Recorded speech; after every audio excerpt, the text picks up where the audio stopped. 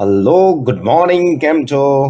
હું છું વિશાલ સુદાણી અને આપણે વાત કરી રહ્યા છીએ ફિઝિક્સની. ચલો, ન્યુક્લિયસમાં મિત્રો આગળ વાત કરીએ. ન્યુક્લિયર ઉર્જા. ભાઈ, આ ઉર્જા તો તમને ખબર જ છે. ન્યુક્લિયસ સાથે સંકળાયેલી જે પ્રક્રિયા હોય અને એમાં જે ઉર્જા મુક્ત થાય એને ન્યુક્લિયર ઉર્જા કહેવાય. તો અહીં વ્યાખ્યા તો સિમ્પલ છે ભાઈ. ન્યુક્લિયર પ્રક્રિયામાં મુક્ત થતી ઉર્જાને ન્યુક્લિયર ઉર્જા કહેવાય. ઓકે, તો સિમ્પલ પેલા વ્યાખ્યા લખી દઈએ. ન્યુક્લિયર ઉર્જા. તો ભાઈ ન્યુક્લિયર પ્રક્રિયામાં મુક્ત થતી ઉર્જાને ન્યુક્લિયર ઉર્જા કહે છે. ઓકે, આ ઉર્જા છે એ કેવી રીતના મળે તો તમને ખબર છે ભાઈ. ઈબીએન વિરુદ્ધ એનો ગ્રાફ તમને ખબર છે. ગ્રાફને થોડો ફોકસ કરજો, બસ પતી ગઈ વાત, એટલે ઉર્જા આવડી જાય. ઓકે, શરૂઆતમાં ગ્રાફ કંઈક આવી રીતના હતો. ચીંચિંગ ચીંચિંગ ચીંચિંગ ચીંચિંગ ચીંચિંગ. રાઈટ. આ બધા તત્વો છે એ 240 કરતા વધારે છે, અથવા તો પરમાણુ દળાંક છે, ક્રમાંક છે 170 કરતા વધારે છે. તો આ જે તત્વો છે ને, આ જે તત્વો, ઓકે, આ વચગાળાના તત્વો કહેવાય. હવે એની બંધન ઉર્જા લગભગ અહીંયા આવશે. જો અહીંયા ન્યુક્લિયોન દીઠ બંધન ઉર્જા. અને તમે એક વસ્તુ શીખી ગયા છે, જે પ્રક્રિયામાં બંધન ઉર્જા ઈબીએન નું મૂલ્ય વધે, ન્યુક્લિયોન દીઠ બંધન ઉર્જા વધે, પ્રક્રિયામાં ઉર્જા મુક્ત થાય. તો આપણે ન્યુક્લિયસની વાત કરીએ છીએ. હવે જુઓ, આ જે છે હલકા તત્વ કહેવાય અને આ જે તત્વો છે ભારે તત્વ કહેવાય. ઓકે, હવે ભારે તત્વ છે, બરાબર, એનું ધારો કે બે ટુકડા બની ગયા. ઓકે, તો એનો પરમાણુ દળાંક ઘટી જાય અને ઘટીને આ વિસ્તારમાં આવી જાય. હવે જરાક ધ્યાનથી જુઓ, આ વિસ્તારની બંધન ઉર્જા અને હલકાની બંધન ઉર્જા ઓછી છે. કોના કરતા? વચગાળા કરતા. હવે જ્યારે ભારે ન્યુક્લિયસ છે એના બે ટુકડા થાય ત્યારે એનો પરમાણુ દળાંક અહીંયા વચગાળામાં આવી જાય. જેમ કે હું તમને એમ કહું 240 નો ન્યુક્લિયસ છે અને એ તૂટી ગયો. ઓકે, 120 ના બે બની ગયા. હવે 120 છે તો અહીંયા વચગાળામાં આવે પરમાણુ દળાંક. જુઓ અહીંયા, હે ને? તો ઈબીએન નું મૂલ્ય વધી જાય. જો ઈબીએન વધે એટલે ઉર્જા મુક્ત થશે. એનો અર્થ કે ભારે ન્યુક્લિયસ છે એનું વિભાજન થાય, જેને વિખંડન કહેવાય, એના ટુકડા થઈ જાય તો એનો પરમાણુ દળાંક વચગાળાના તત્વમાં આવી જાય. વચગાળાના તત્વ માટે ન્યુક્લિયોન દીઠ બંધન ઉર્જા વધે. ઓકે, તમને ખબર છે એમાં રહેલા ન્યુક્લિયોન છે એ વધુ પ્રબળતાથી જકડાય. ઓકે, એટલે એનો દળ ઘટે અને દળ ઘટે ઉર્જા મુક્ત કરશે. ગેટ? આગળ ચર્ચા થઈ ગઈ છે. સેમ ટુ સેમ હલકા વાળા બે ન્યુક્લિયસ, હલકા, ઓકે, 30 કરતા બધા હલકા. ઓકે, ધારો કે એક 15 નો છે, ઓકે, અને એક 12 નો છે. આ બંને ભેગા થાય, ઓકે, અથવા તો તમે હલકા લ્યો કોઈ પણ નાનો 1H હાઇડ્રોજન વાળા. તો અહીંયા જો હાઇડ્રોજન ભેગા થશે, પરમાણુ દળાંક વધશે એટલે અહીંયા ઉપર જશે તો બંધન ઉર્જા વધે. બે હલકા ભેગા થાય તો પણ એની બંધન ઉર્જા વધશે. જેમ કે હાઇડ્રોજન હિલિયમ બનાવે તો હાઇડ્રોજન કરતા હિલિયમનો ઈબીએન નું મૂલ્ય વધારે છે.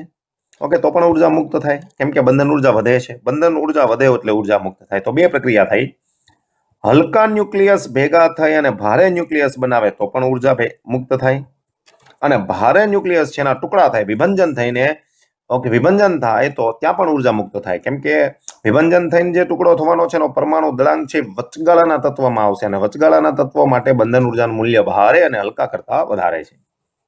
ઓકે, તો આ બધી જ ઉર્જા, આ બે પ્રક્રિયાની વાત કરવાની છે. ટુકડા થાય અને વિખંડન કહેવાય અને મળે એટલે સંલયન કહેવાય. તો બે પ્રક્રિયાની ધીમે ધીમે વાત કરવાની છે. રાઈટ? તો આપણે લઈએ આ ગ્રાફ, ઓકે, લખવા માટે. તો આ છે ભાઈ ઈબીએન. તમે ગ્રાફ દોરી શકો છો. ચિંગ ચિંગ ચિંગ ચિંગ. Get it? આ આયન માટે મહત્તમ હોય છે, જે તમને ખબર છે, 56 માટે. ઓકે, બંધન ઉર્જાનું મૂલ્ય મોટું છે, જે તમને ખબર છે, 8.75 મેગા ઇલેક્ટ્રોન વોલ્ટ છે. ઓકે, ત્યારબાદના બધા ઓછા છે. Get it? અને આ પરમાણુ દળાંક છે. ઓકે, આ બધા વચગાળાના તત્વો કહેવાય, જે તમને ખબર છે. ઓકે, આ વચગાળાના, એની પહેલાના હલકા, એની પછીના ભારે. રાઈટ? તો આપણે પહેલા વચગાળાના તત્વ માટે ની વાત કરીએ.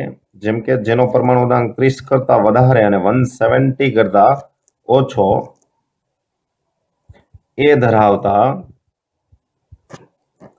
ન્યુક્લિયસ માટે EBN એટલે વચગાળાના થયા લગભગ અચળ છે. ઓકે, EBN એવરેજ તમે લઈ શકો. જુઓ 8 થી 8.75 એટલે EBN તમે લગભગ અચળ નિયરલી ઇક્વલ ટુ 8 લઈ શકો. 8 મેગા ઇલેક્ટ્રોન વોલ્ટ પર ન્યુક્લિયન. ઓકે, પર ન્યુક્લિયોન વચગાળાના તત્વો માટે. Get it? ઓકે, આ ઉપરાંત કેટલીક વાત કરીએ હલકા અને ભારે માટે. આ ઉપરાંત પહેલું A લેસ ધેન 30 એટલે કયા? હલકા ન્યુક્લિયસ. અને A ગ્રેટર ધેન 170 એટલે ભારે ન્યુક્લિયસ. એના માટે EBN નું મૂલ્ય ઓછું છે. કોના કરતા? વચગાળા કરતા. અને વચગાળા એટલે 8 મેગા ઇલેક્ટ્રોન વોલ્ટની સરખામણીમાં.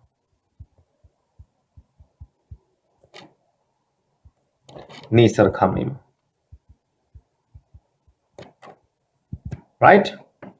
તો તમે હલકા તત્વ માટે 8 કીધું, વચગાળાના માટે 8 કીધું એવરેજ. હલકા અને ભારે માટે 8 કરતા ઓછું, જે તમને ખબર છે. રાઈટ? ચલો લેટ્સ સી. જેમ EBN અથવા EB બંને લઈ શકાય છે. EB નું મૂલ્ય વધુ તેમ ન્યુક્લિયસ જેવું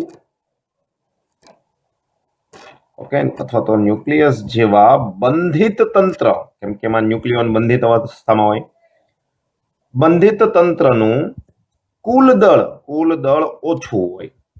હે ને ભાઈ? તો સિમ્પલ વાત છે, જેટલી બંધન ઉર્જા વધારે એટલું દળ ઓછું. રાઈટ? ચાલો હવે આપણે વાત કરીએ છે સંલયન પ્રક્રિયા. ન્યુક્લિયર સંલયન કહેવાય છે. ચાલો એ જ નામ લખી દઈએ, ન્યુક્લિયર સંલયન. આ પ્રક્રિયા કોને કહેવાય? આ પણ ન્યુક્લિયર પ્રક્રિયા છે. તો કે ભાઈ ઓછી બંધન ઉર્જા ધરાવતા ન્યુક્લિયસ ભેગા મળી વધુ બંધન ઉર્જા ધરાવતા ન્યુક્લિયસમાં રૂપાંતર થાય. ભાઈ ખબર છે, ઓછી બંધન ઉર્જા અને ભેગા મળે તો એની જે નવું ન્યુક્લિયસ બનશે એનો પરમાણુ દળાંક વધે, બંધન ઉર્જા વધે છે. આ રૂપાંતર થાય ત્યારે ઉર્જા મુક્ત થાય છે અથવા તો ઉત્સર્જિત થાય છે. આ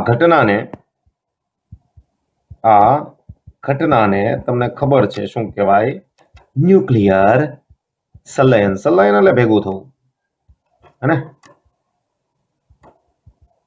ચાલો આવી જ એક બીજી ન્યુક્લિયર પ્રક્રિયા છે જેને આપણે કહીશું ન્યુક્લિયર વિખંડન. રાઈટ? એમાં શું થશે? એમાં ઉલટી પ્રોસેસ. જ્યારે ભારે ન્યુક્લિયસ બે અથવા બે કરતા વધુ વચગાળાના દળ ધરાવતા.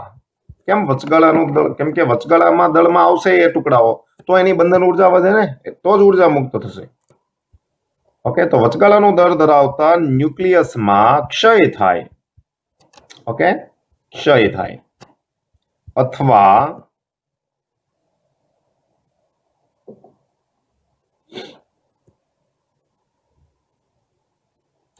રૂપાંતર થાય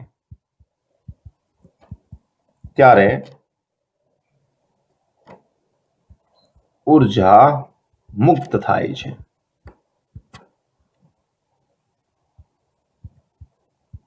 આ ઘટનાને ન્યુક્લિયર સંલયન કહે છે. તો આઈ થિંક કે તમને આઈડિયા આવી ગયો છે. જ્યારે ઈબીએન નું મૂલ્ય વધે ને ત્યારે ઉર્જા મુક્ત થાય. બે પ્રોસેસમાં વધે. ભારે તત્વના એવા ટુકડા થાય કે જેનું જે નવું તત્વ બનશે એ વચગાળાના તત્વમાં આવવું જોઈએ, કેમ કે તો જ બંધન ઉર્જા વધે, તો ઉર્જા મુક્ત થાય. ને હલકા ભેગા મળીને ભારે તત્વ બનાવશે તો પણ બંધન ઉર્જા વધે. રાઈટ. કેટલીક રાસાયણિક પ્રક્રિયાની તમને વાત કરી દઉં કે જેમાં કેટલી ઉર્જા મળે. તો રાસાયણિક પ્રક્રિયા લઈ લઈએ કેટલીક. ઉદાહરણ માટે પહેલું કોલસો અને પેટ્રોલિયમ જેવા સ્ત્રોત માંથી ઉદ્ભવતી ઉર્જા ઇલેક્ટ્રોન વોલ્ટ ક્રમની હોય છે. અને બીજી વાત કરીએ ન્યુક્લિયર પ્રક્રિયા. કોલસો છે ન્યુક્લિયર પ્રક્રિયા નથી, બરાબર છે. ન્યુક્લિયર પ્રક્રિયામાં ઉદ્ભવતી ઉર્જા મેગા ઇલેક્ટ્રોન વોલ્ટ ક્રમની હોય છે. જો ધ્યાનથી સમજજો ભાઈ. અને ન્યુક્લિયર પ્રક્રિયામાં મેગા ક્રમની મળે. એક એક્ઝામ્પલ લઈએ. 1 કિલોગ્રામ કોલસો છે, એના દહનથી માલતી ઉર્જા ભાઈ 1 કિલોગ્રામ કોલસો હોય તો 10⁷ જૂલ મળે. અને આ જો એ 1 કિલોગ્રામ યુરેનિયમ હોય, એમાં દહન નથી કરવાનું, એનું વિખંડન થાય. વિખંડન ખબર છે, ટુકડા થઈ જાય. મળતી ઉર્જા 10⁻14 જૂલ થાય. 10 લાખ ગણી વધારે કોલસા કરતા. એટલે બહુ મોટી પ્રોસેસ થઈ ગઈ. ઓકે. તો ન્યુક્લિયર પ્રક્રિયાનો ભાઈ એક જ હાર્ટ છે કે ભાઈ હલકા તત્વ ભેગા મળે, હલકા તત્વ, અને ભારે ન્યુક્લિયસ બને. આ ભારેનો મિનિંગ વચગાળાના નથી થતો. ઓકે. આની કરતા ભારે, આ જે પરમાણુ દળાંક હોય એની કરતા દળાંક વધી જાય. ઓકે. શરૂઆતમાં એવું પણ જોવા મળે છે. અને જે ભારે તત્વ હોય 170 કરતા વધારે, ઓકે, ભારે તત્વ, એના ટુકડા થઈ અને આ ટુકડા જો વચગાળામાં આવે તો એનું ઈબીએન નું મૂલ્ય વધી જાય. અને વધી જાય તો ઉર્જા મુક્ત થાય, જે તમને ખબર છે. રાઈટ. તો બંને પ્રોસેસને ન્યુક્લિયર પ્રક્રિયા કહેવાય. આ બંને પ્રક્રિયા આપણે સમજવાની છે. પહેલી આપણે સમજશું ન્યુક્લિયર વિખંડનની પ્રક્રિયા. તો નેક્સ્ટ ક્વેશ્ચન તરફ જઈએ. ન્યુક્લિયર વિખંડન પ્રક્રિયા. ચલો, વિખંડન એટલે છૂટું પડવું ભાઈ. કોઈ પણ પદાર્થ હોય એનું વિખંડન એમનેમ તો થાય ને. ક્ષય વસ્તુ અલગ છે ભાઈ. ક્ષયમાં આલ્ફા, બીટા, ગેમા કિરણોનું ઉત્સર્જન થાય. અને વિખંડન એટલે આના ટુકડા કરવા. તો ધારો કે કોઈ કણ દ્વારા અને બહુ મોટી ઉર્જા ધરાવતા કણને આને મારું તો આના ટુકડા થઈ જાય છે. ઓકે.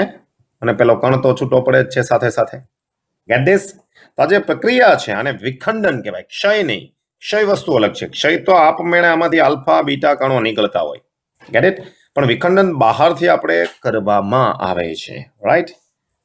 તો ન્યુક્લિયર વિખંડન કોને કહેવાય? તો સ્થાયી ન્યુક્લિયસ. જો સ્થાયી છે, ઓકે, રેડિયોએક્ટિવ તત્વની વાત નથી કરતા. સ્થાયી એટલે કોઈ પણ ઉર્જાનું કે વિકિરણનું સર્જન કરતો નથી એવો તત્વ. ઓકે. તો સ્થાયી ન્યુક્લિયસ પર પ્રોટોન, સમજો, પ્રોટોન, ન્યુટ્રોન, આલ્ફા કણ જેવા અન્ય ન્યુક્લિયર કણો. ભાઈ ન્યુક્લિયર કણો એટલા માટે ન્યુક્લિયર સાથે સંકળાયેલી આ પ્રક્રિયા છે. એટલે જે પણ કણ ધ્યાનમાં લીધા એને ન્યુક્લિયર અથવા તો સૂક્ષ્મ કણો છે એટલે ન્યુક્લિયર કીધા છે. ન્યુક્લિયર કણોનો મારો ચલાવતા તેનું બે વચગાળાના, ભાઈ આ વચગાળાના તત્વ શું કામ? તો એવી રીતના જ મારો કરવાનો કે એ જે તત્વ છે વચગાળાના બને, જેથી ઈબીએન નું મૂલ્ય વધે તો જ ઉર્જા મુક્ત થાય. એને તો એવા કણો અને એટલી ઉર્જા ધરાવતા કણોનો જ મારો કરવાનો. ગમે તે કણનો મારો ચલાવીને તમે ન્યુક્લિયર પ્રક્રિયા નિપજાવી શકો નહીં. હે? તો બે વચગાળાના દળ ધરાવતા ન્યુક્લિયસોમાં વિભાજન થાય છે અને સાથે મોટા પ્રમાણમાં, કેમ કે આ ઉર્જા મેગા ઇલેક્ટ્રોન વોલ્ટ ક્રમની હોય, ખબર છે, ઉર્જા ઉદ્ભવે છે. આ ઘટનાને ન્યુક્લિયર વિખંડન કહે છે. ભાઈ સિમ્પલ લોજિક થયું. શું લોજિક થયું? તો ભાઈ આ એક સ્થાયી તત્વ છે, એના ઉપર કોઈ પણ કણનો મારો કરો છો, આલ્ફા બીટા કે બીજા કોઈ કણ, ગેમા નો લેતા, એ વિદ્યુત ચુંબકીય તરંગ છે. ઓકે, તો આનું ટુકડા થઈ ગયા અને આ ટુકડા વચગાળાનું દળ ધરાવતા હોય, જેથી કરીને આની ઈબીએન નું મૂલ્ય છે એની કરતા બંનેના ઈબીએન ના મૂલ્ય વધે, એટલે ઉર્જા મુક્ત થશે અને આરે પહેલા જે કણ છે એ તો રહેવાનો જ છે, મુક્ત થઈ જશે. Get it? તો આવું થાય છે. આ તત્વ સ્થાયી હોવું જોઈએ. Get it? તો આવી વાત છે. તો ભાઈ સ્થાયી ન્યુક્લિયસ પર પ્રોટોન, ન્યુટ્રોન, આલ્ફા કણ જેવા અન્ય કણો, અન્ય ન્યુક્લિયર કણોનો માળો ચલાવતા તેનું વચગાળાના દળ ધરાવતા ન્યુક્લિયસમાં વિભાજન થાય, સાથે મોટા પ્રમાણમાં ઉર્જા મુક્ત થાય. આ ઘટનાને કહેવાય ન્યુક્લિયર. ઓકે, સૌથી સારો આવો મારો ચલાવવા માટેનો કણ જેને પ્રક્ષેપણ કણ કહેવાય, તો સારામાં સારો પ્રક્ષેપણ કણ તરીકે ન્યુટ્રોન આવે છે. કેમ ન્યુટ્રોન? તો ધારો કે તમે આલ્ફા કણ લીધો તો એનો ચાર્જ છે આલ્ફા કણનો એટલે +2e. અહીંયા ધારો કે કોઈ તત્વને તમારે મારો ચલાવવો છે તો એના ન્યુક્લિયસ ઉપર મારો ચલાવો, પણ ન્યુક્લિયસ ધન વિદ્યુત ભારિત છે, તો આલ્ફા કણ પણ ધન, તો અપાકર્ષણ બળ લાગે, તેની અસર ઘટે, મારાની અસર. ઓકે, જો અહીંયા કોઈ કણ એવો હોય કે જે વિદ્યુત ભાર નથી ધરાવતો, તેને ઓલા અપાકર્ષણ બળનો સામનો કરવો પડતો નથી, એટલે એની ઉર્જાનો લોસ નથી થતો. જેટલી ઉર્જાથી ગયો છે એ ઉર્જા સારી રીતે આપીને મારો ચલાવી શકાય. ઓકે, એટલે સારામાં સારો પ્રક્ષેપણ કણ તરીકે કોણ છે? Neutron. Get it? Let's see, એક પ્રક્રિયા લઈએ આપણે એક્ઝામ્પલ તરીકે. જેમ આપણે યુરેનિયમનું વિખંડન કરીએ, બરાબર છે? તમારી પાસે યુરેનિયમ છે, યુરેનિયમ 92-235, આના સમસ્થાનિકો પણ છે, એ પણ લઈ શકો છો. ન્યુટ્રોન એપ્લાય કર્યો. કેમ ન્યુટ્રોન? કેમ કે ન્યુટ્રોન સારામાં સારો પ્રક્ષેપણ કરે. શરૂઆતમાં યુરેનિયમના ન્યુક્લિયસની અંદર આવી જાય. જેમ કે આ યુરેનિયમ છે, ઓકે, એમાં 235 પ્રોટોન અને ન્યુટ્રોન ભેગા મળીને છે. પ્રોટોન પ્લસ ન્યુટ્રોન ભેગા મળીને ટોટલ કેટલી સંખ્યા છે? 235. હવે આની અંદર કોણ આવી ગયો? ન્યુટ્રોન. તો મને કહો હવે 235 ના કેટલા થઈ ગયા? 236. તો અહીંયા થઈ જશે 236. ઓકે, અને આ બહુ ઇન્સ્ટન્ટલી પ્રક્રિયા થતી હોય. પેલાની અંદર જશે, પછી આ બધાને તોડશે ન્યુટ્રોન, હે, મારો કરશે એટલે એ બધાને તોડશે તો એમાં બે ભાગમાં વિભાજન થશે. હું એવું નથી કીધો આ બે જ તત્વ મળે, આની સિવાયના બીજા 60 જેટલી નિપજો મળી શકે, પણ મેં કોઈ એક પ્રોસેસ બતાવેલી છે. ઓકે, બેરિયમ અને ક્રિપ્ટોન 14456, આ તમારે યાદ રાખવું પડશે. ઓકે, 3689. અને પેલો ન્યુટ્રોન હતો એ તો રહેવાના, પણ એની સાથે બીજા ન્યુટ્રોન છૂટા પડશે. ઓકે, અને 3 ન્યુટ્રોન છૂટા પડે. કેટલા સાથે? એક તો હતો એ, બીજાના. આ 3 ના દળાંકનો સરવાળો સરખો થવો જોઈએ. જેમ કે અહીંયા જુઓ 235 પ્લસ 1, ઓકે, એટલે 236 થઈ ગયા. ઇઝ ઇક્વલ ટુ જમણી બાજુ 144 પ્લસ 89 પ્લસ 3 ન્યુટ્રોન છે, એટલે 3. દળાંક સરખા થવા જોઈએ. જો ગણશો તો આ સેમ જ આવશે, સેમ ટુ સેમ ક્રમાંક માટે. ઓકે, ચલો, આ જ પ્રક્રિયામાં જેવી ન્યુટ્રોનની ઉર્જા એને અનુરૂપ, જેમ કે બેરિયમ અને ક્રિપ્ટોન મળ્યા, તો બીજા પણ ટુકડા તમને મળી શકે છે. તો આ પ્રક્રિયામાં વચગાળાનું દળ ધરાવતા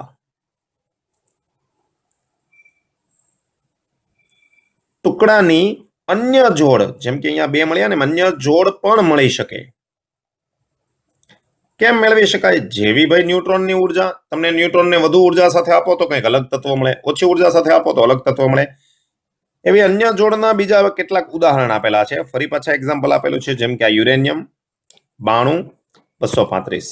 ન્યુટ્રોનને એપ્લાય કરો, ઉર્જા અલગ અલગ હશે. યુરેનિયમમાં 236 થશે, ન્યુટ્રોન અંદર આવી ગયો. આ 92, તો આ કિસ્સામાં ઘણી વખત એસબી, ઓકે, નાયોબિયમ, આ તમને ખબર છે, એન્ટીમની પ્લસ, અને 4 ન્યુટ્રોન છૂટા પડે. આ યાદ રાખવું પડશે તમારે, ક્રમાંક અને દળાંક. ઓકે, 2-3 વખત લખશો એટલે યાદ રહી જશે. રાઈટ? ચાલો, જેમ ઉપર 2 ટુકડા મળે છે એમ નીચે આ 2 ટુકડા મળી શકે. એનો એ જ યુરેનિયમ છે, એનો એ જ ન્યુટ્રોન, પણ એની ઉર્જા અલગ હશે. બરાબર? તો જેમ ઉપરના 2 તમને નિપજ તરીકે વિખંડન ટુકડા મળ્યા, એવી રીતના આવો પણ મળી શકે છે. એન્ટીમની, એસબી એટલે એન્ટીમની. નાયોબિયમનું બીજું નામ છે કોલમ્બિયમ.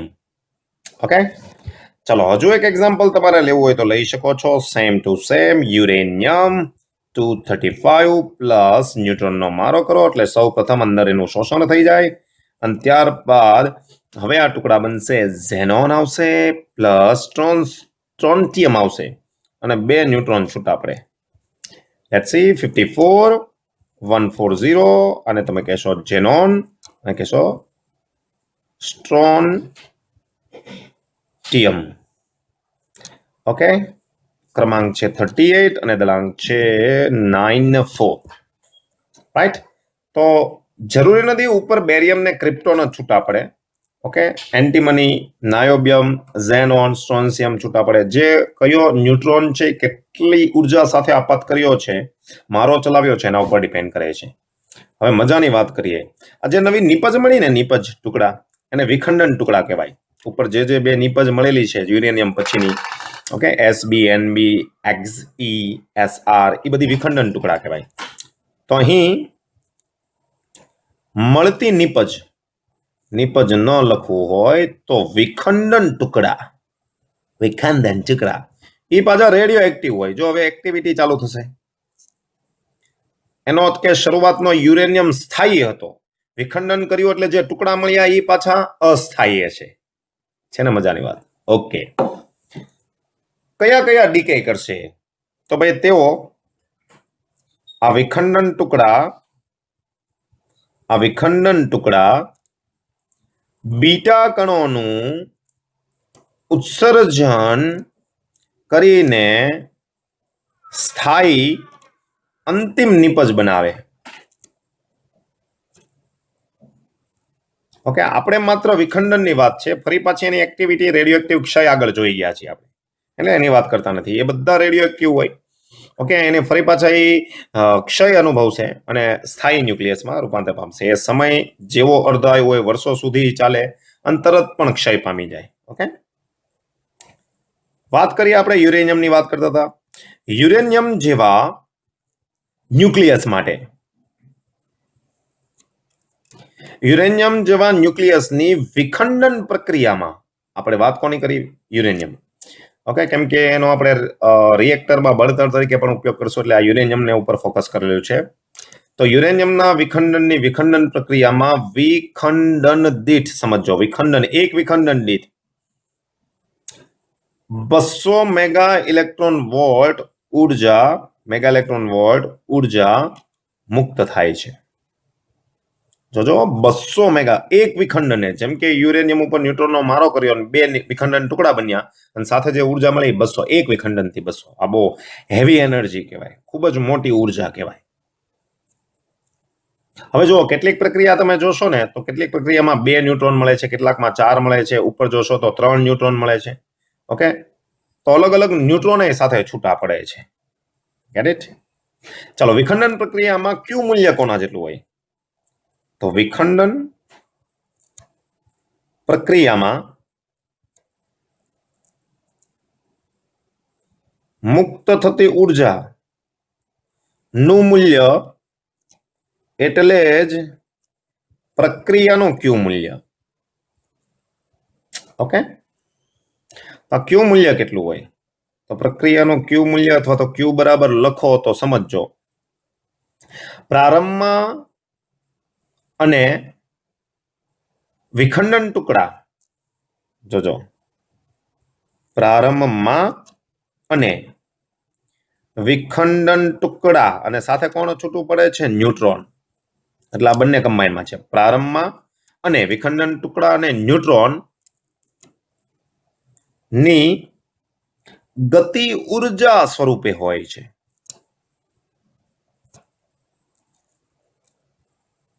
ક્યુ મૂલ્ય કયા સ્વરૂપે હોય? જેમ કે આ યુરેનિયમ હતો, ન્યુટ્રોનનો મારો કર્યો, અહીંયાથી તત્વ એક્સ બન્યું, વાય બન્યું અને ન્યુટ્રોન છૂટા પડ્યા. ધારો કે 3 ન્યુટ્રોન છૂટા પડ્યા. ઓકે, તો આની ગતિ ઉર્જા, આની ગતિ ઉર્જા, આની ગતિ ઉર્જા, આની ગતિ ઉર્જા, આની ગતિ ઉર્જા, બધાની ગતિ ઉર્જા, એક્સ ની ગતિ ઉર્જા વત્તા વાય ની ગતિ ઉર્જા વત્તા 3 ન્યુટ્રોનની ગતિ ઉર્જા નો સરવાળો એટલે પ્રક્રિયાનું ક્યુ મૂલ્ય. હે ને? કેમ કે ભાઈ આ ઉર્જા મુક્ત થાય એટલે બધા ગતિમાં હોય, એટલે એ બધાની ગતિ ઉર્જાનો સરવાળો કરો, એ જ પ્રક્રિયામાં મળતી ક્યુ મૂલ્ય છે. હે ને?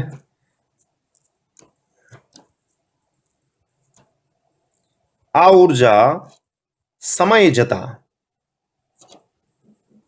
આસપાસના દ્રવ્યમાં ઉષ્મા ઉર્જા સ્વરૂપે રૂપાંતર થાય છે. ઓકે ભાઈ, આ એવા છે જે તમે જોઈ ન શકો, બરાબર. જેમ કે આ ન્યુટ્રોન છે, અહીંયા કોઈ દ્રવ્ય છે, જેમ કે વ્યવહારમાં એટલી સ્પીડથી આમાં અથડાઈ જાય કે અંદર સુધી જાય અને એને ગરમ કરી નાખે, એટલે ઉષ્મા ઉત્પન્ન થાય. તો શરૂઆતમાં ઉર્જા ગતિ ઉર્જા સ્વરૂપે હોય અને ત્યારબાદ આસપાસના જે પણ દ્રવ્ય મળશે એમાં ખૂંચી જશે અને એમાં ઉષ્મા ઉર્જા સ્વરૂપે મુક્ત થશે. એટલે કે ગરમ થઈ જાય, દ્રવ્ય સળગી પણ જાય, એટલે આગ ને એવું તમને દેખાય છે. કોઈ પ્રક્રિયા થાય એટલે આસપાસના દ્રવ્ય, રાઈટ. ઓકે, આવી ન્યુક્લિયર પ્રક્રિયાના ઉદાહરણ લઈએ તો ન્યુક્લિયર પ્રક્રિયા એમાં બે પ્રકારની છે. એક છે નિયંત્રિત વિખંડન પ્રક્રિયા. આ નિયંત્રિત એટલે નિયંત્રણની અસર હેઠળ હોય, કેમ કે ઉર્જા બહુ મુક્ત થાય છે. જે છે ન્યુક્લિયર રિએક્ટર. ઓકે, આપણે આગળ આની વાત કરવાની છે. એક રિએક્ટર છે જેમાં નિયંત્રણની અસર હેઠળ આ ન્યુક્લિયર પ્રક્રિયા ઉપજાવવામાં આવે છે ઉર્જા મેળવવા માટે. એ ઉર્જાનો ઉપયોગ ક્યાં, કેમ, કેવી રીતે કરશું એની ચર્ચા કરશું. ત્યારબાદ છે અનિયંત્રિત પ્રક્રિયા, અનિયંત્રિત વિખંડન પ્રક્રિયા. આ ક્યાં જોવા મળે તો તમને ખબર છે, ન્યુક્લિયર બોમ્બ, પરમાણુ બોમ્બ તમે લખી શકો છો, પરમાણુ બોમ્બ. આને અટકાવી નથી શકાતી બોમ્બ, ન્યુક્લિયર બોમ્બ કહેવાય, કેમ કે ન્યુક્લિયર પ્રક્રિયા સાથે સંકળાય. Gate this? તો આ છે ભાઈ તમારી વિખંડન પ્રક્રિયા. વિખંડન પ્રક્રિયાની હાવ શોર્ટમાં માહિતી આવી છે. આ એક સ્થાયી ન્યુક્લિયસ છે, એના ઉપર તમે ન્યુટ્રોનનો મારો કરશો, ન્યુટ્રોન, ઓકે, એટલે તમને નિપજ મળશે, એક્સ અને વાય. આ નિપજ ફરી પાછી રેડિયો એક્ટિવ હોય અને સાથે સાથે ન્યુટ્રોન છૂટા પડે. બસ આ ઘટના છે. ઓકે, અને ક્યુ મૂલ્ય છે એ બધાની ગતિ ઉર્જાના સરવાળા જેટલું હોય. જે વિખંડન ટુકડા મળે એની ગતિ ઉર્જા. જો આ પ્રક્રિયા કઈ પ્રક્રિયા છે? ન્યુક્લિયર પ્રક્રિયા. ન્યુક્લિયર પ્રક્રિયાનું ક્યુ મૂલ્ય એટલે બધા જ ટુકડા જે મળે છે એની ગતિ ઉર્જાના સરવાળા જેટલું. ઓકે, એકદમ ક્લિયર. જ્યારે બંધન ઉર્જા, ન્યુક્લિયસની બંધન ઉર્જા કોના જેટલી હોય તો ભાઈ ન્યુક્લિયસ અને મુક્ત અવસ્થામાં રહેલા પ્રોટોન અને ન્યુટ્રોનના દળના તફાવત, દળ ક્ષતિને સમતુલ્ય. બરાબર, અહીંયા દળ ક્ષતિ નથી, આખી પ્રક્રિયા અલગ છે, એટલે બંનેમાં કન્ફ્યુઝનમાં ન રહેતા, રાઈટ. ચાલો, ન્યુક્લિયર પ્રક્રિયા થઈ ગઈ, યુરેનિયમનું વિખંડન કર્યું આપણે. હવે આપણે વાત કરશું ન્યુક્લિયર શૃંખલા પ્રક્રિયા. ચાલો, નેક્સ્ટ ને ઇમ્પોર્ટન્ટ ક્વેશ્ચન. સવાલ થોડોક લાંબો થશે કેમ કે આમાં ન્યુક્લિયર શૃંખલા પ્રક્રિયા આપણે સમજીશું, મુશ્કેલી અને નિવારવાના ઉપાયો. બરાબર, આટલી વસ્તુ. આ શૃંખલા પ્રક્રિયા વિખંડન પ્રક્રિયા છે, પણ આપણે જે વિખંડન કર્યું હતું એક હતું. હવે અસંખ્ય વિખંડનનો એક સાથે થતા હોય તો એક શૃંખલા બને, એક સિરીઝ બનશે, એટલે એને ન્યુક્લિયર શૃંખલા પ્રક્રિયા કહેવાય. ઓકે, તો હમણાં વિખંડન પ્રક્રિયાની વાત થઈ હતી, એના પરથી થોડીક વાતો છે, એટલે વાત કરી લઈએ. વિખંડન પ્રક્રિયા શું થાય છે સમજો. વિખંડન પ્રક્રિયા દરમિયાન વધારાના ન્યુટ્રોન મુક્ત થાય છે. તમે જોયું હશે કેટલીક પ્રક્રિયામાં આપણે મારો કર્યો હોય એક ન્યુટ્રોનનો અને ઉત્પન્ન થયા હોય 3, 4, 2 એવી રીતના, હે ને. તો વધારાના ન્યુટ્રોન મુક્ત થાય છે. અને તમને ખબર છે આ ન્યુટ્રોનને કંઈક ગતિ ઉર્જા હોય, હે ને. અને દર એક યુરેનિયમ વિખંડન દીઠ, યુરેનિયમના એટલે ન્યુક્લિયસના સમજવાનું, વિખંડન દીઠ 2.5 ન્યુટ્રોન છૂટા પડે, એટલે કે મુક્ત થાય છે. હવે 2.5 એટલે એનો મિનિંગ એવો નથી થતો એક ન્યુટ્રોન, બીજો ન્યુટ્રોન ને એનો અડધો ન્યુટ્રોન, ટુકડો ન થાય, ન્યુટ્રોન તૂટે ને. પણ કેટલીક પ્રક્રિયામાં 4, કેટલીકમાં 3, કેટલીકમાં 2, ફરી પાછી 3, ફરી પાછી 3, ફરી પાછી 2, એમાં એવરેજ તમે કાઢશો ને એટલે 2.5 ન્યુટ્રોન કહી શકાય કે એવરેજ 2.5 ન્યુટ્રોન છૂટા પડે છે એક વિખંડન થી. ઓકે, તો અપૂર્ણાંક આવવાનું કારણ છે ભાઈ કેટલીક પ્રક્રિયામાં 2 ને કેટલીક પ્રક્રિયામાં 3 એટલે એવરેજ. બરાબર છે. હવે વિચારો, તમારી પાસે આ જથ્થો છે, અહીંયા એક ન્યુક્લિયસ છે યુરેનિયમ, અહીંયા બીજું છે, અહીંયા ત્રીજું છે, આ ચોથું છે, આ પાંચમું છે. પહેલાને લ્યો, વિચારો આને તમે ન્યુટ્રોનનો મારો કર્યો એટલે આ છૂટું પડ્યું. આમાંથી ધારો કે 2 ન્યુટ્રોન છૂટા પડ્યા, ન્યુટ્રોન અને ન્યુટ્રોન.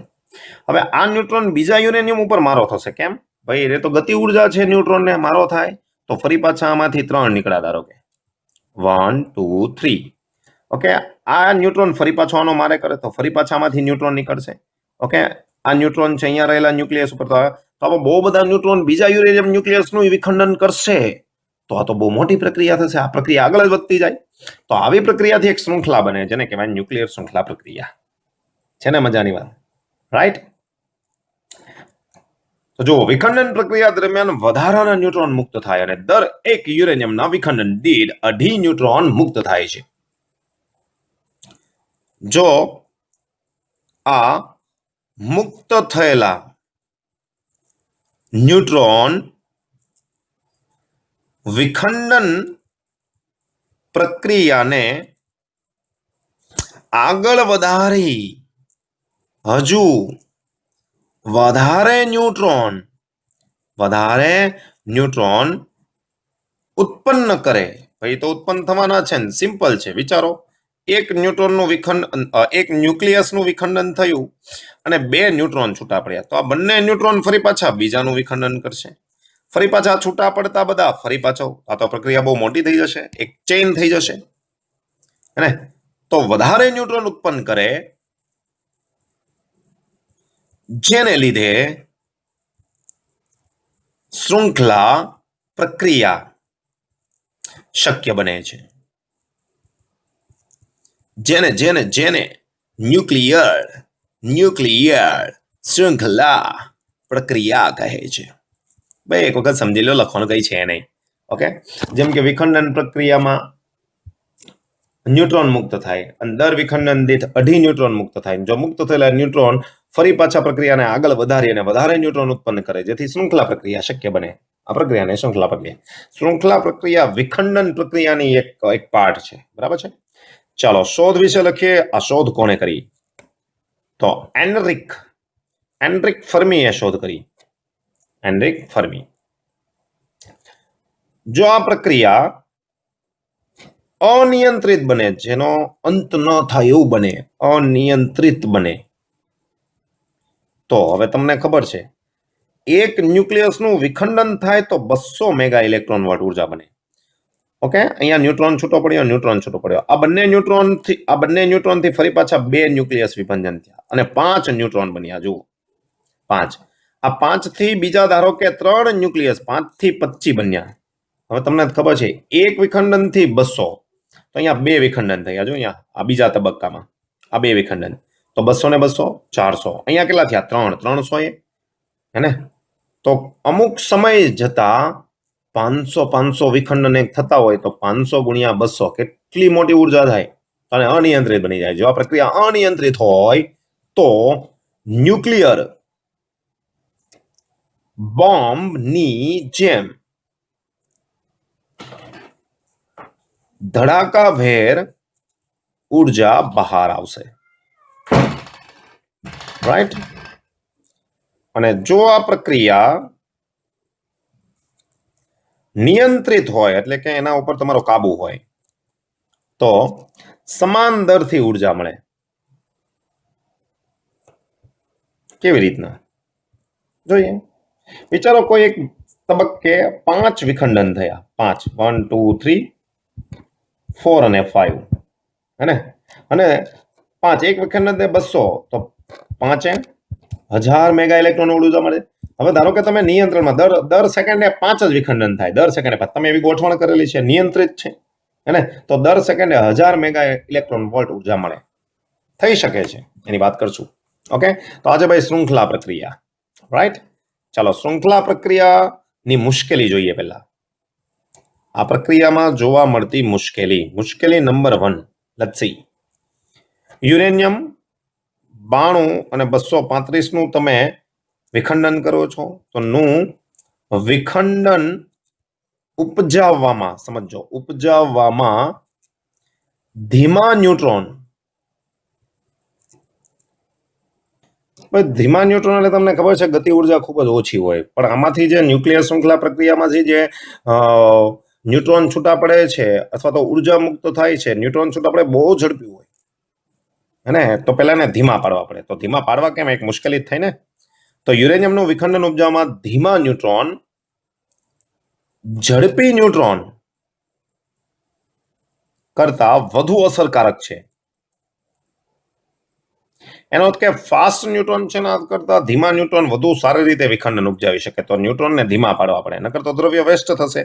કેમ કે ફાસ્ટ ન્યુટ્રોન હશે એ વિખંડન ઉપજાવશે તો અમુકનું થશે, અમુકનું નહીં થાય, તો થોડુંક દ્રવ્ય બચી જશે, વિખંડન નહીં થઈ શકે, એટલે બળતણ વેસ્ટ થાય, તો યુરેનિયમ મળતું નથી, હે ને. એટલે ધીમા ન્યુટ્રોનમાં તમારે રૂપાંતર કરવા પડે. તો પહેલી મુશ્કેલી આવી ભાઈ કે ભાઈ યુરેનિયમનું વિખંડન ઉપજાવવામાં ધીમા ન્યુટ્રોન ઝડપી ન્યુટ્રોન કરતા વધુ. ધીમા એટલે ભાઈ એની ગતિ ઉર્જા ઓછી હોવી જોઈએ, અને ન્યુક્લિયર પ્રક્રિયામાં તો બધા ન્યુટ્રોન ફાસ્ટ જ હોય છે, હે ને. નંબર 2, આમાં લખી દઈએ, આથી ઝડપી ન્યુટ્રોનને ધીમા ન્યુટ્રોન માં રૂપાંતર કરવા પડે. ઓકે. બીજી મુશ્કેલી કે ભાઈ ઝડપી ન્યુટ્રોન છે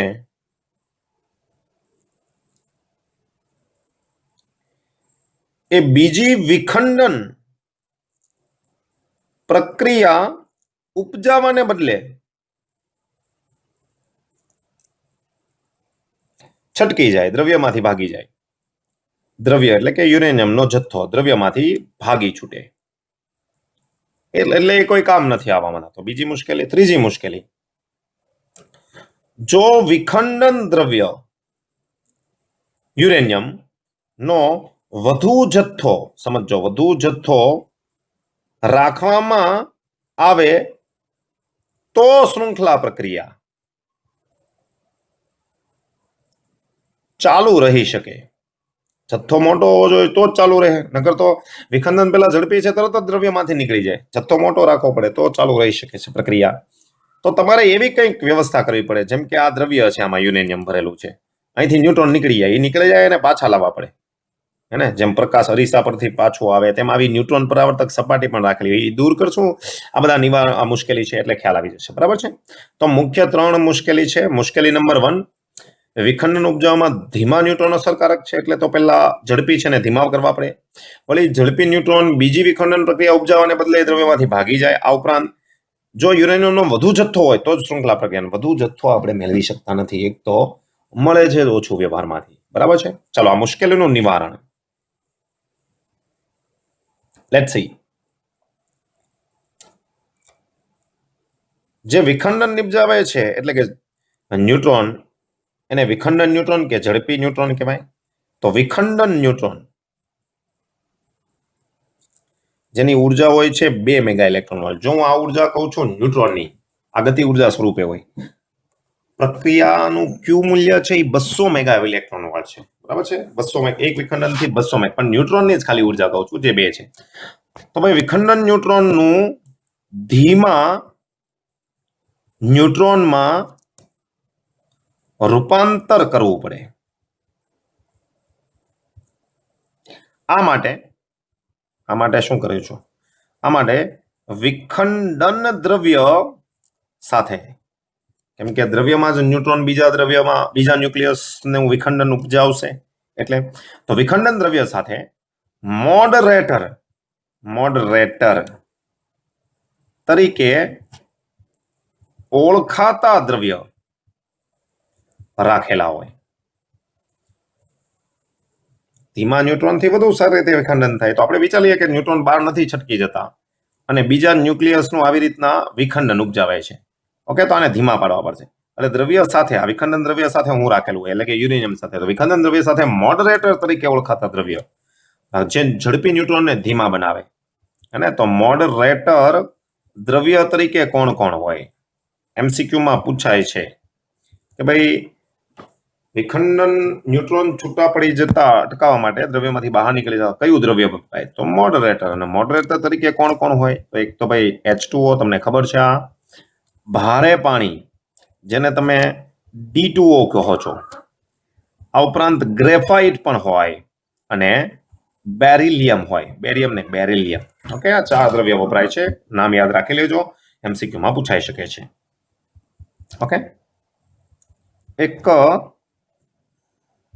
રિએક્ટરની માહિતી આપે.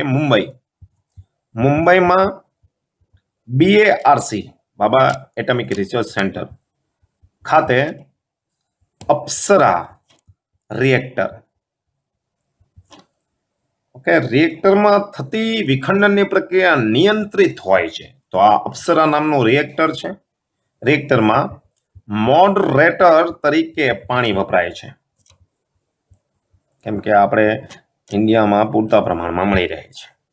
ક્લિયર થઈ ગઈ વાત? ઓકે, ચાલો સૌથી એક મોટી મુશ્કેલી હોય એની વાત કરીએ હવે, જે છે ગુણક અંક. અને 3 મુશ્કેલી એના નિવારણ આવી ગયા. હવે ચોથી મુશ્કેલી ગુણક અંક, એને મલ્ટીપ્લિકેશન ફેક્ટર પણ કહેવાય. ગુણક અંક જેને કે વડે દર્શાવાય, એનું નામ છે મલ્ટીપ્લિકેશન ફેક્ટર. આ કોનો મલ્ટીપ્લિકેશન ફેક્ટર?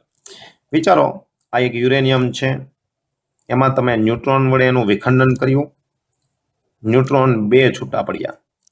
આ એક ન્યુટ્રોન, બીજો ન્યુટ્રોન. ઓકે, દ્રવ્ય હું દર્શાવું છું. અહીંયા એક યુરેનિયમ છે અને બીજો યુરેનિયમ પાછો અહીંયા છે. ફરી પાછા આમાંથી 3 ન્યુટ્રોન છૂટા પડે, કેમ કે કેટલીક પ્રક્રિયામાં 3 છૂટા પડે છે, તો કેટલીક પ્રક્રિયામાં 2 છૂટા પડે છે. ચાલો અહીંયા 2 દ્રવ્યની અંદર જ છે. ફરી પાછા 3 ન્યુટ્રોન, ઓકે, આ 5 થઈને ધારો કે 4 બીજા, તો અહીંયા ફરી પાછા ન્યુટ્રોન છૂટા પડશે, એ ફરી પાછું વિખંડન કરશે. તો આવી પ્રક્રિયા તો બહુ આગળ જશે. તો જુઓ, ઓકે, અહીંયા ન્યુટ્રોન છે, અહીંયા પણ ન્યુટ્રોન આવ્યા, હજી આગળ પણ આવશે ન્યુટ્રોન, ન્યુટ્રોન, ન્યુટ્રોન, ન્યુટ્રોન. તો જુઓ, તો ન્યુટ્રોનની સંખ્યા ક્યાં પહોંચી? બહુ વધી ગઈ, હે ને?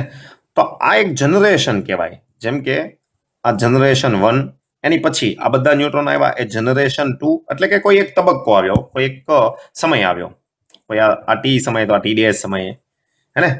તો એને કહેવાય કોઈ એક પેઢી. જેમ કે આ પેઢીને તમે ધ્યાનમાં લીધું, કોઈ એક પેઢીમાં ન્યુટ્રોન વડે ઉપજાવેલા વિખંડનની સંખ્યા.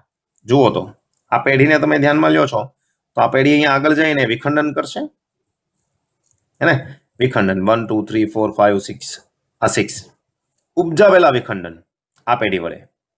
ઓકે, અને એની અગાઉની પેઢી એટલે ગ્રીન કલર, જનરેશન 1, એમાં ઉપજાવેલા વિખંડન. તો એના વિખંડન છે 1 2 3 અને 4. આ 4 છે, અને પેલા કેટલા છે? 1 2 3 4 5 6 7 છે. એની આગળ નહીં ધ્યાનમાં લેવાનું, બહુ આગળ નહીં જતું રહેવાનું. ઓકે, તો કોઈ એક જનરેશનમાં ન્યુટ્રોન વડે ઉપજાવેલા વિખંડનની સંખ્યા. ઓકે, તો જેમ જેમ આગળ જશો એમ આ વિખંડન તો વધતા જ જશે. એની પાછળમાં કેવા આવશે? ઓછા. Get it? તો આને મલ્ટીપ્લિકેશન ફેક્ટર કંઈક આવી રીતના વ્યાખ્યાયિત કરે છે. ગુણક અંક, ગુણક અંકને કંઈક આ રીતના દર્શાવેલો છે. ધ્યાનથી સમજજો. કોઈ એક પેઢી એટલે કે જનરેશન, કોઈ એક પેઢીમાં ન્યુટ્રોન વડે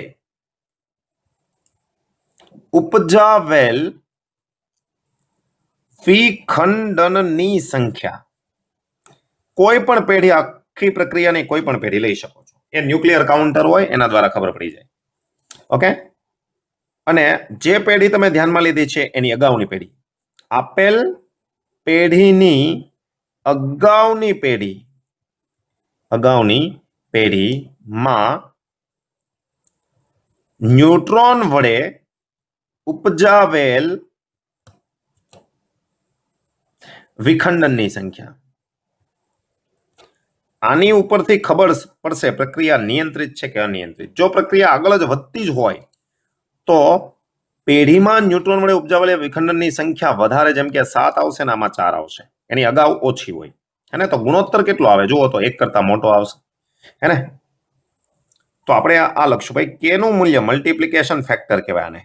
કેનું મૂલ્ય? વિખંડન કેટલા ગુણકમાં આગળ વધે છે, આ સાંકળ કહેવાય. ઓકે, કેનું મૂલ્ય? ન્યુટ્રોન વૃદ્ધિ દર નું માપ છે. કેમ કે જો કેનું મૂલ્ય 1 કરતા વધારે આવશે તો ન્યુટ્રોન વધતા જ જાય છે, એટલે વૃદ્ધિ દરનું માપ છે. આપણે વાત કરીએ કે બરાબર 1. જેમ કે આગળ પણ એટલા વિખંડન અને પાછળની પેઢીમાં પણ એટલા જ વિખંડન. ઓકે, આને કે બરાબર 1. આને કહેવાય કે બરાબર 1 હોય તે સ્થિતિ રિએક્ટર ક્રિટિકલ સ્થિતિમાં કહેવાય. આ પણ વ્યાખ્યામાં પૂછી શકે મલ્ટીપ્લિકેશન ફેક્ટરનો કોઈ એકમ ન હોય બરાબર છે ચાલો k બરાબર 1 k ગ્રેટર ધેન 1 થાય તો ગ્રેટર ધેન 1 નો મીનિંગ શું અહીંયા વિખંડનની સંખ્યા ભાઈ આ તો હું સમજવા માટે 7 અને 4 લઉં છું પહેલા 7 થયા ની આગળ 4 તેનો અર્થ કે આ ગુણોત્તર 1 કરતા મોટો તો વધતા જ જાય છે પ્રોસેસ બહુ આગળ વધશે હે ને અને પ્રોસેસ આગળ વધતી જાય તો ઉર્જા મુક્ત થતી જ જાય ઓકે તો k બરાબર 1 હોય તો રિએક્ટર ક્રિટિકલ સ્થિતિમાં હોવો જોઈએ એનો અર્થ કે દર વખતે વિખંડન સરખા થશે આગળની પેઢીમાં પાછળની પેઢીમાં સરખા થાય સરખા વિખંડન તો સરખી ઉર્જા તો એને કહેવાય ભાઈ સ્થાયી પાવર એટલે પર સેકન્ડે સરખી ઉર્જા એટલે પાવર મેળવવા માટેની આદર્શ સ્થિતિ ઓકે k ગ્રેટર ધેન 1 ની વાત કરીએ તો રિએક્ટર સુપર ક્રિટિકલ સ્થિતિમાં હોવાનું કહેવાય કેમ કે આ પ્રક્રિયા હવે નિયંત્રણની બહાર જતી રહે છે વિખંડનો વધતા જ જાય છે હે ને ચલો આ સ્થિતિમાં પાવર ચર ઘાતાંકીય રીતે વધી જાય પાવર બહુ વધતો જ જાય અને રિએક્ટરમાં પાવર એટલે દર સેકન્ડે મળતી ઉર્જા ધડાકો પણ થઈ શકે ઓકે થઈ શકે છે ભાઈ આવી એક પ્રોસેસ આવી એક પ્રક્રિયા આવી એક મુશ્કેલી સર્જાઈ હતી 1986 માં યુક્રેનમાં ચર્નોબિલ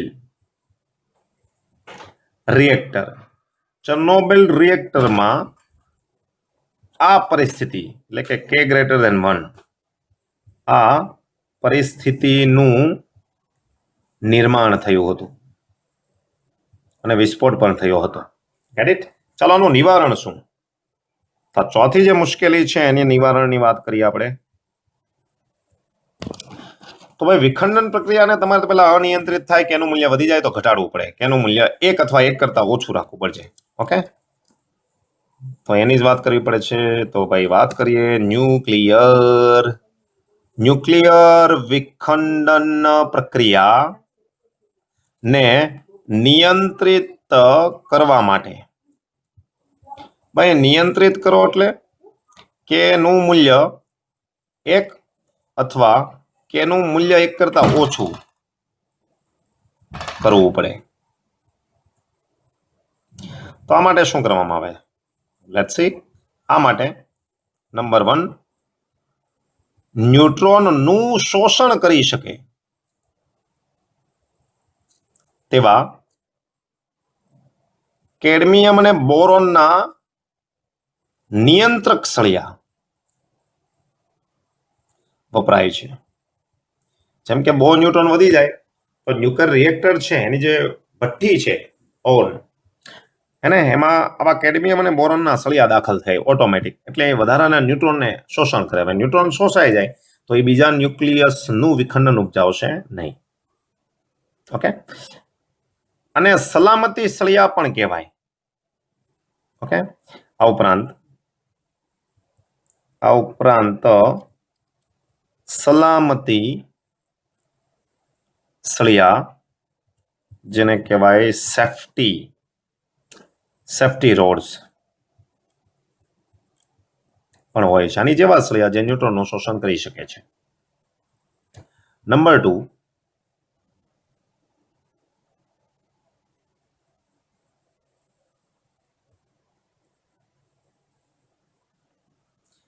જે તમને ખબર છે મોડરેટર વપરાય છે એમાંથી પણ ધીમા થઈ જશે ગેટ ઇટ તો સિમ્પલ છે આ ન્યુક્લિયર શૃંખલા પ્રક્રિયા એટલે શું પણ આવી ગયું એમાં ઉદ્ભવતી મુશ્કેલી નિવારણ 4 માર્ક્સમાં પૂછાય છે માત્ર શૃંખલા પ્રક્રિયા પૂછાય તો શૃંખલા પ્રક્રિયા વિશેની માહિતી મુશ્કેલી પૂછાય તો મુશ્કેલીની નિવારણ પૂછાય નિવારણ અને જો મોટા માર્ક્સમાં આવશે વધારે માર્ક્સમાં તો તમારે બધું જ લખવું પડશે ઇઝ ધેટ ક્લિયર તો મિત્રો આજનો લેક્ચર અહીંયા સુધી રાખીએ નેક્સ્ટ લેક્ચરમાં નવી વાતો કરશું નવી વાતો સાથે મળશું ત્યાં સુધી જય હિન્દ જય ભારત વંદે માતરમ મિલતે બ્રેક કે બાદ